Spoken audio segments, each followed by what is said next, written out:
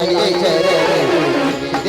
दुर्गा मारने सुधाई देवी दुर्गा मारने सुधाई देव रगरा चिरमाई देव रगरा चिरमाई देवी दुर्गा मारने सुधाई करने सुधाई करने सुधाई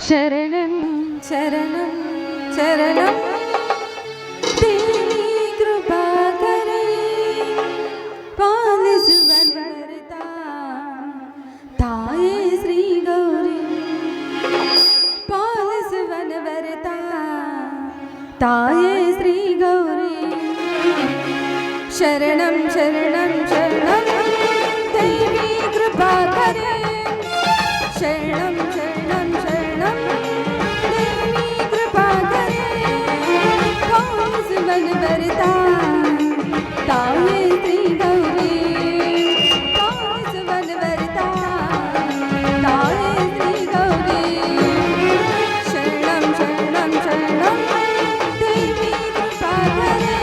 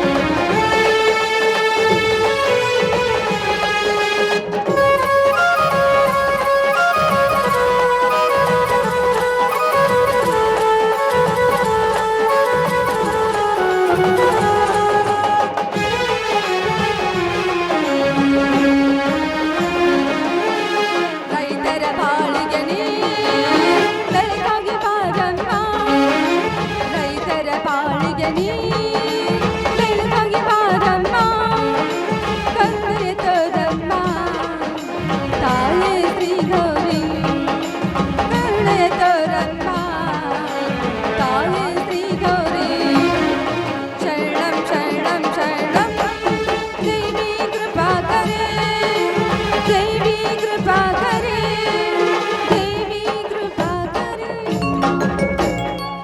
ಹೇ ತಂದೆ ಬಿರಿಲಿಂಗೇಶ್ವರ, ಏನಪ್ಪಾ ನಿನ್ನ ಆಟ? ಜಾತಿ ಎಂಬ ಜಂಜಾಟವನ್ನು ಬಡಿದೋಡಿಸಲು ನಿನ್ನ ಕಡೆಯಿಂದ ಆಗಲಾರ್ದೆ ತಂದೆ. ಇದೇನಿದು? ಪಾದ ಕಿತ್ತು ಹೊರಗಡೆ ಇಟ್ಟು ಕೋರ್ಟ್ಗೆ ಹೋದರು ಯಾವ ಜಾತಿಯವರಂತ ಕೇಳ್ತಾರೆ.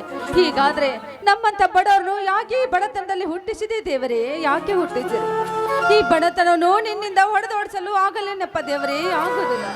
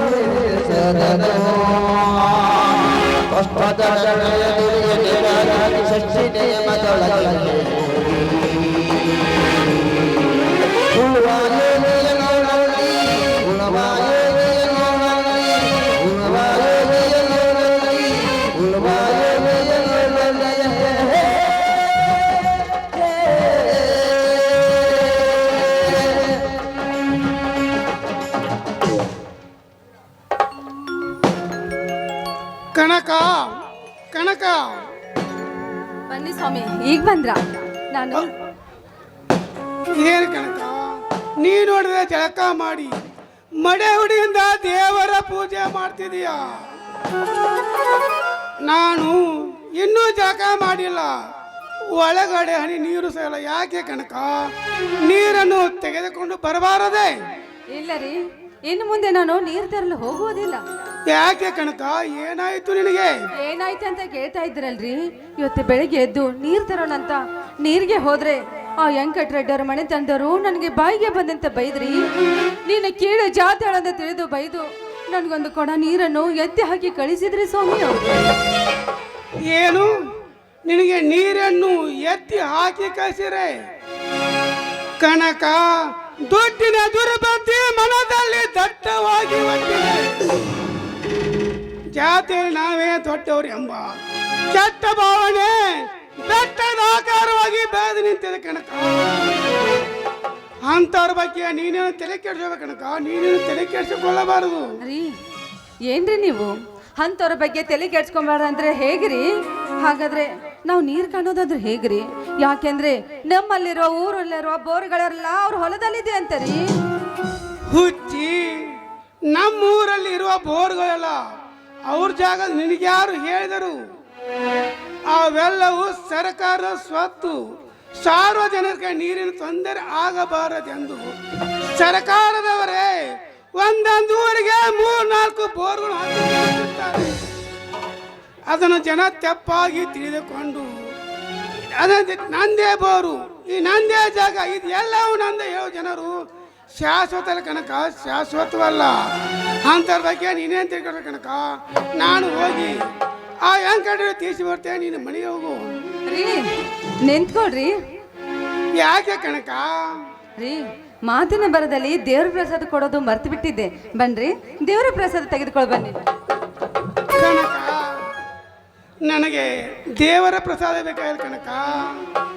ನನಗೆ ಬೇಕಾಗಿರುವುದು ಈ ದೇವತೆಯ ಪ್ರಸಾದ. ಏನು ದೇವತೆ ಪ್ರಸಾದನ? ಯಾವ ದೇವತೆ ಪ್ರಸಾದ ಬೇಕ್ರಿ ನಿಮ್ಗೆ?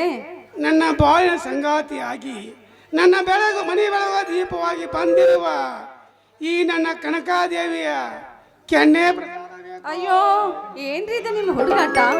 ಒಂದು ಮಗುವಿನ ತಂದೆ ಆದ್ರೂ ಈ ನಿಮ್ಮ ಹುಚ್ಚುತನ ಇನ್ನೂ ಕಡಿಮೆ ಆಗ್ತಾ ಇಲ್ವಾ? ಕನಕ ಹುಂಚಿ ಗಿಡ ಮುಪ್ಪಾದರೆ ಹುಳಿ ಮುಪ್ಪಾಯಿತೆ. ಬಾರನ ನರಚೆ ಮನದ ಪ್ರೇಚಿ ಹಾಡು ಬಾ ಮುತ್ತಿನ ಮಳೆ ಅಂದು ಸುರಿಸಿ. ಆಯ್ತ್ರಿ, ನಿಮ್ಗೆ ಆಗ್ಲಿ.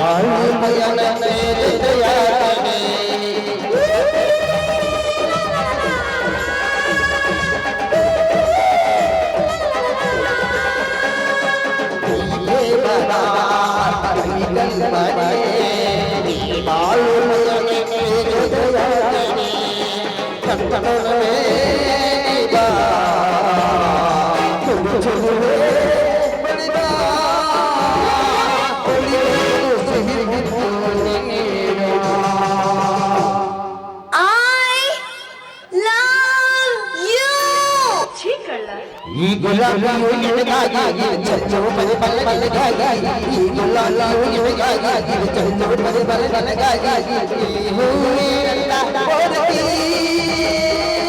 ನಿನಗಾಗಿ ಕೇಳೆ ಓಡತಿ ನಿನಗಾಗಿ ಕೇಳೆ ಓಡತಿ ಸಿಹಿ ಹಿಂದಿನ ರಾಣಿಗೆ ಆರಣ ಸಜಾಗೆ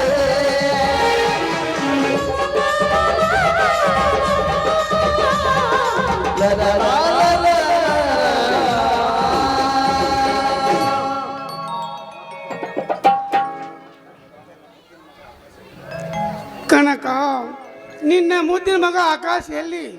ಯಾಕ್ರಿ ಅವನು ನಿಮ್ಗೆ ಮಗನಲ್ವೇನು? ಏ ಹಾಗೇನಲ್ಲ, ನನ್ನ ಮಗನ ಹೌದು.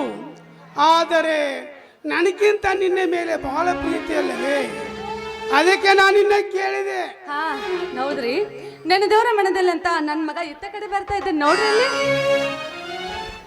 ಮಮ್ಮಿ ಡ್ಯಾಡಿ ಬಾರಪ್ಪ, ಈಗ ಬಂದ್ಯಾ? ಬಾರಪ್ಪ ಆಕಾಶ. ಅಪ್ಪ ನನಗೆ ಆಶೀರ್ವಾದ ಮಾಡಿ ನಾನು ಬಾರಪ್ಪ ಆಕಾಶ, ಎದ್ದೇಳು. ನಮ್ಮ ಮನೆತನದ ಮಾನ ಮರ್ಯಾದೆ ಬೆಳಗುವ ನಂದ ದೀಪ ನೀನಾಗಬೇಕಪ್ಪ ಆಕಾಶ, ನೀನಾಗಬೇಕು. ಆಯ್ತಪ್ಪ. ಹಾ ಅಪ್ಪ, ಚಿಕ್ಕಪ್ಪ ಎಲ್ಲಿಗೆ ಹೋಗಿದ್ದಾನೆ? ಚಿಕ್ಕಪ್ಪ ಅವನದೇನೆ ತಿರುಗಿರಪ್ಪ. ಚಿಕ್ಕಪ್ಪಂದು ಅದನ್ನು ಟಗರ್ ಹಿಡ್ಕೊಂಡು ಕಳಗಕ್ಕೆ ಹೋಗುವುದು ಒಂದೇ ದಾರಿ. ಹಾ ಆಕಾಶ್, ನಿನಗೆ ಸ್ಕೂಲಿಗೆ ಹೊತ್ತಾಯ್ತು, ಹೋಗಪ್ಪ ಹೋಗು. ಆಯ್ತಪ್ಪಾಜಿ. ಹಾ ಮಮ್ಮಿ, ನಾನು ಇನ್ನು ಬರ್ತೇನೆ. ಟಾಟಾ ಆಕಾಶ್, ಟಾಟಾ.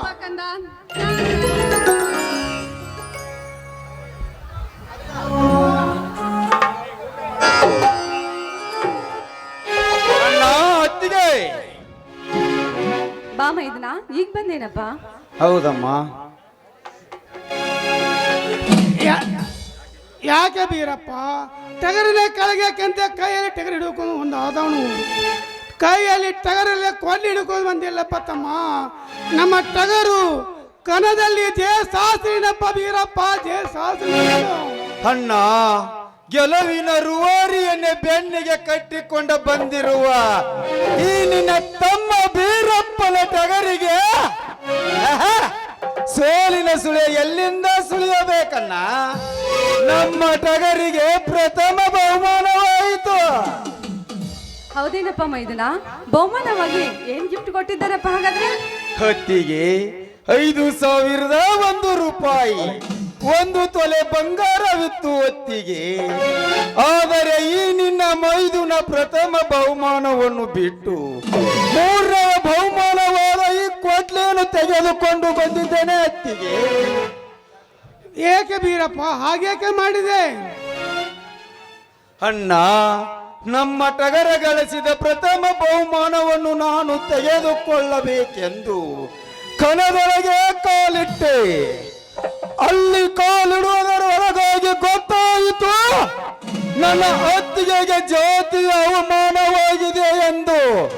ನಮ್ಮ ಜಾತಿಗೆ ಕಳಂಕವಿಟ್ಟ ಮಾತನಾಡಿದ ಆ ಅವಿವೇಕಿಗಳ ಶಿರವನ್ನ ಕತ್ತರಿಸಬೇಕೆಂದು ನನ್ನ ಗುರು ಬೀರೇಶ್ವರನಾದ ಅವತಾರಿ ಪುರುಷ ಪುಂಡರ ಗಂಡ ಪರಶುರಾಮನನ್ನು ಕೈಯಲ್ಲಿ ಎತ್ತಿಕೊಂಡು ಓಡಿ ಓಡಿ ಬಂದೆ.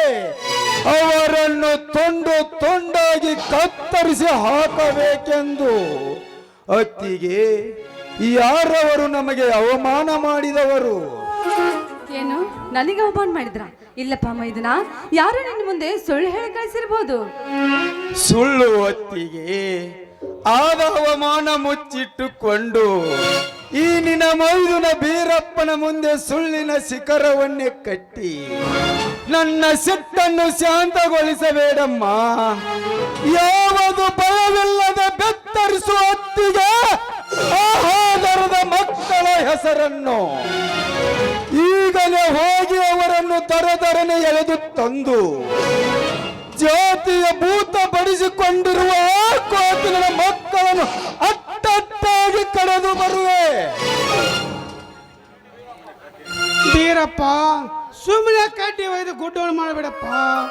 ಸ್ವಲ್ಪ ಕೆಲಸಕ್ಕಾಗಿ ಈ ರೀತಿ ರೋಸನ ಬೇಯಿಸಿಕೊಂಡರೆ ನಮಗೆ ಈ ಜನ ಒಳ್ಳೆಯವರು ನುತ್ತಾರೆ. ಅದು ಹೆಣ್ಣ ಮಕ್ಕಳ ಜಗಳ. ನಮ್ಮ ಹೆಣ್ಣ ಮಕ್ಕಳಿಗೆ ನಾವೇ ಬುದ್ಧಿ ಕಲಿಸಬೇಕು ಬೀರಪ್ಪ. ಅಂದಾಗ ಈ ಸಮಾಜದಲ್ಲಿ ಒಳ್ಳೆಯವರು ಎಣಿಸಿಕೊಳ್ಳಲು ಸಾಧ್ಯವಾಗುತ್ತೆ ಬೀರಪ್ಪ, ಸಾಧ್ಯವಾಗುತ್ತದೆ. ಅಂದರೆ ಏನನ್ನ ನಿನ್ನ ಮಾತಿನ ಅರ್ಥ? ಹಚ್ಚಿದ ಕೊಡವನ್ನು ಕಿತ್ತು ಎತ್ತಿ ನೀರು ಹಾಕಿ 108 ಹೇಸಿ ಮಾತನಾಡಿದ ಆ ಕೆಟ್ಟ ಹೆಣ್ಣ ಮಕ್ಕಳಿಗೆ ಬುದ್ಧಿ ಕಲಿಸುವುದನ್ನು ಬಿಟ್ಟು ಅವರು ಮಾತನಾಡಿದ್ದನ್ನೇ ಮಾತಾಡಿಸಿಕೊಂಡ ಬಂದಿರುವ ಈ ನನ್ನ ಅತ್ತಿಗೆಗೆ ಬುದ್ಧಿ ಕಲಿಸಬೇಕೆಂದು ಹೇಳುತ್ತಿರುವಿಯಲ್ಲ ನೀನು ಪ್ರಥಮವಾಗಿ ಭೂಮಿಯ ಮೇಲೆ ಹುಟ್ಟಬೇಕಾದರೆ ಹಾಲು ಮತದ ಸಮಾಜದ ಎದೆ ಹಾಲನ್ನು ಕುಡಿದು ಹಾಲು ಮತಗಾರನಾಗಿ ಹುಟ್ಟಿ ನಂತರ ಕುರಿಗಾರನಾಗಿ ದನಗಾರನಾಗಿ ಬೇಟೆಗಾರನಾಗಿ ಮಾರಪಟ್ಟವನು. ಆದರೆ ಇದನ್ನೆಲ್ಲ ಅರಿಯದೆ ಶ್ರೀಮಂತಿಕೆಯ ಸೊಕ್ಕಿನಿಂದ ಜಾತಿಯಲ್ಲಿ ನಾವೇ ದೊಡ್ಡವರೆಂದು ಪವಿತ್ರವಾದ ನಮ್ಮ ಜಾತಿಗೆ ಕಳಂಕವಿಟ್ಟ ಮಾತನಾಡಿದ ಆ ಹೆಂಗಸರಿಗೆ ಆ ವೆಂಕಟರೆಡ್ಡಿ ಮತ್ತು ನಾರಾಯಣ ರೆಡ್ಡಿ ಸರಿಯಾಗಿ ಬುದ್ಧಿ ಕಲಿಸುತ್ತೇನೆಂದು ಒಪ್ಪಿಕೊಂಡರೆ ಸರಿ, ಇರದಿದ್ದರೆ ಅವರಿಗೆ ನಾನು ಒತ್ತು ಬುದ್ಧಿ ಕಲಿಸಿ ಬರುತ್ತೇನೆ. ಇದು ಮಾತ್ರ ನನ್ನ ಗುರು ಬೀರೇಶ್ವರ ಪಾದದನಿಗೂ ಸತ್ಯ. ಲೇ ವೆಂಕಟರೆಡ್ಡಿ ಬರ್ತಾನೆ, ಮಕ್ಕಳ್ರೆ ಬರ್ತಾನೆ.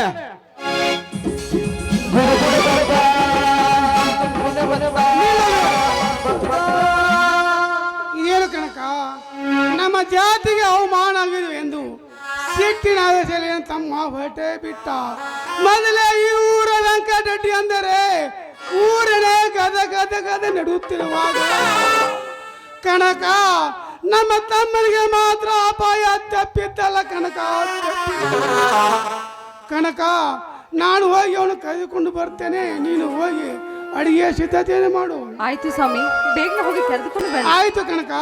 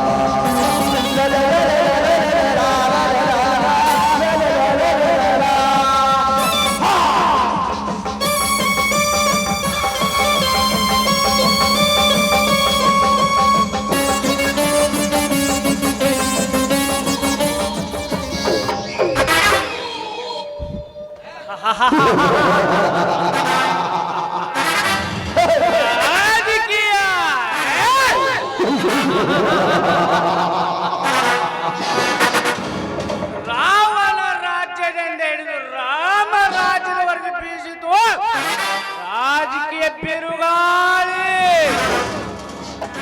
ಅದೇ ಬಿರುಗಾಳಿಗೆ ಸೆಕ್ಕು ಶವವಾಯಿತು ಮನುಷ್ಯನಲ್ಲಿರುವ ಮನುಷ್ಯತ್ವ.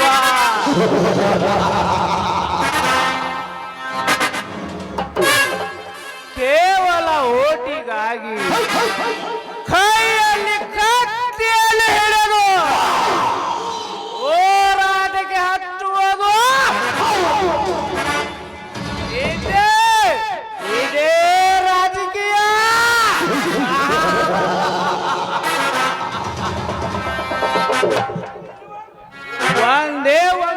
ಸೀಟಿಗೋಸ್ಕರ ಸಾಕಷ್ಟು ಜನರ ಸಾವಿನೊಡನೆ ಸರಸವಾಡಲ ಹಚ್ಚುವುದು ಇದೇ ರಾಜಕೀಯ.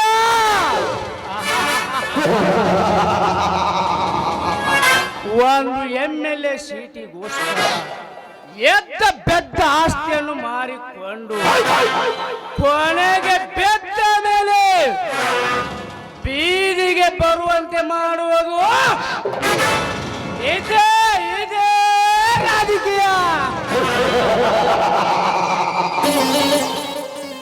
ಹಾಗಾದರೆ ಇಂಥ ರಾಜಕೀಯ ನನಗೆ ಬೇಕಾ? No never. ಅದೇ ಒಬ್ಬ ಗ್ರಾಮ ಪಂಚಾಯತಿ ಅಧ್ಯಕ್ಷನಾಗಬೇಕಾದರೆ ಲಕ್ಷ ಗಂಟಲೆ ಹಣ ಬೇಕು. ಅದೇ ಒಬ್ಬ ತಾಲೂಕು MLA ಆಗಬೇಕಾದರೆ ಕೋಟಿ ಗಂಟಲೆ ಹಣ ಬೇಕು. ಅಂತ ಕೋಟಿ ಹಣ ಕಳೆದುಕೊಂಡು ಈ ಬಡ ಜನರು ಅಂತ ಕೋಟಿ ಹಣ ಕಳೆದುಕೊಂಡು ಈ ಬಡ ಜನರ ಕೈಕಾಲು ಹಿಡಿದು ನಾನು MLA ಆಗಬೇಕಾ? ನೋ, ಅದು ಎಂದಿಗೂ ಸಾಧ್ಯವಿಲ್ಲದ ಮಾತು. ಅದೇ ಕೋಟಿ ಹಣವನ್ನು ಈ ಬಡ ಜನರಿಗೆ ಬಡ್ಡಿ ದರವಾಗಿ ಹಂಚಿ ಬಡ್ಡಿಗೆ ಮಹಾಬಡ್ಡಿಯನ್ನು ಹಂಚಿ ಚಡ್ಡಿ ಸಮೇತ ವಸೂಲಿ ಮಾಡಲಿಲ್ಲ. ನನ್ನ ಹೆಸರು ರೆಡ್ಡಿ, ವೆಂಕಟ ರೆಡ್ಡಿನೇ ಅಲ್ಲ. I am ready to. This is my challenge. Ready, Venkata Reddy.